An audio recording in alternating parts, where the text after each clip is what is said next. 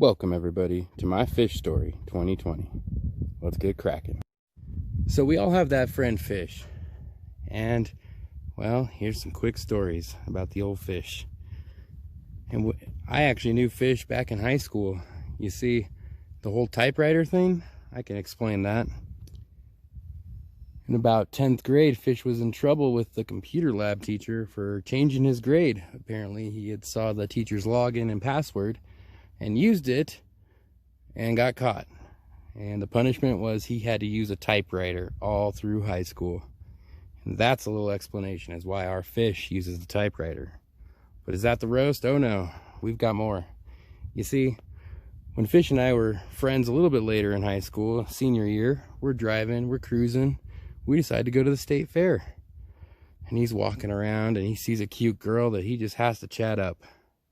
Well, things seemed to work out, and we had a plan that we were going to go hang out at her place later that night. Being in high school, we had curfews, so we decided to sneak out the old basement window.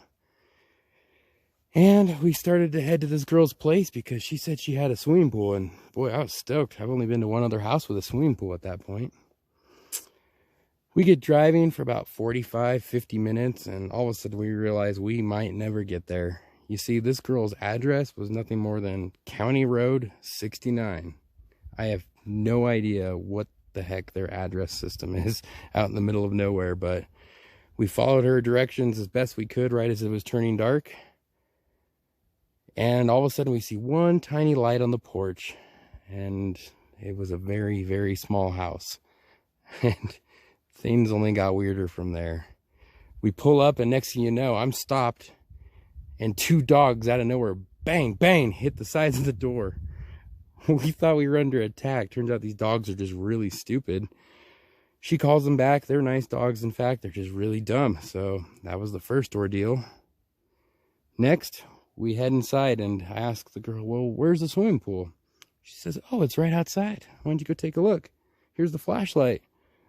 We take the flashlight and go take a look, and her swimming pool is nothing but about a 30-foot pond. In the dark, no lights. Hell no. So, Fish is meanwhile chatting up the cute girl while I'm stuck with the tall beanpole. I mean, I'm 5'9". I think this girl was at least 6 or 7 feet tall. 2 meters for those of you down under. So, things only get weirder from there. I'm inside waiting for my friend Fish to finish up playing some cornhole in the bedroom. And I noticed that there's only one bathroom in this place, and I had to use the restroom, and there was a pregnant cat in the bathtub. And this thing looked like it hadn't moved in 2 or 3 months. So then I started thinking, how do these people shower? And then, well, maybe that's a swimming pool. I don't know. So Fish is starting to get on my nerves because he's been in there a while. And I realized that we have to get back before 4:30 because we have to be to work the next day at the golf course. Well, I start pounding on the door. I say, come on, let's go, Fish. Let's hurry up. I'm leaving without you. And that actually worked. He starts running out the door. Oh, don't leave without me. So we get in the car, and it's dark. I don't know, 1 a.m. or so. And I decide we've got to make some time. So we start speeding. And I had a little turbo Subaru back then. It was a hatchback. They don't even make but 2,000 of them in the United States, called the Subaru Leon. And it was a fun little car. And I had that turbo pegged.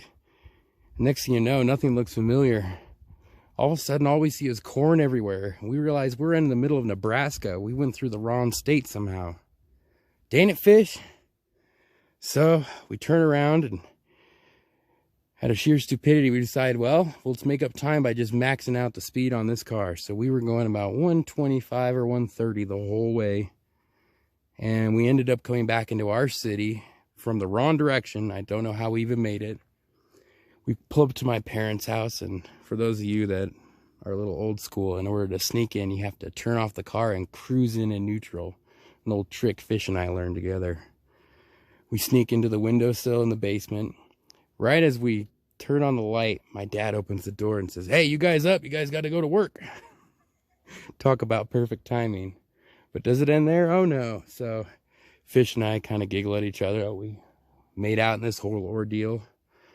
And we decided to go to work. We head to work, and boy, we're tired. We didn't get any sleep, and we kind of start taking a nap. And all of a sudden, our bosses come in and start laughing. And they say, "What'd you guys do last night?" "What? Nothing." "What?" The fish says, "Oh, no, nothing here. We're just hanging out." And they say, "Fish, Wild West, you guys need to come out here. Check this out." They point me to the back of my bumper on my turbo Subaru. And where the exhaust was, the bumper had completely melted because we were going so fast. And so without missing a beat, I just grabbed my pocket knife and cut off the rest and said, good enough.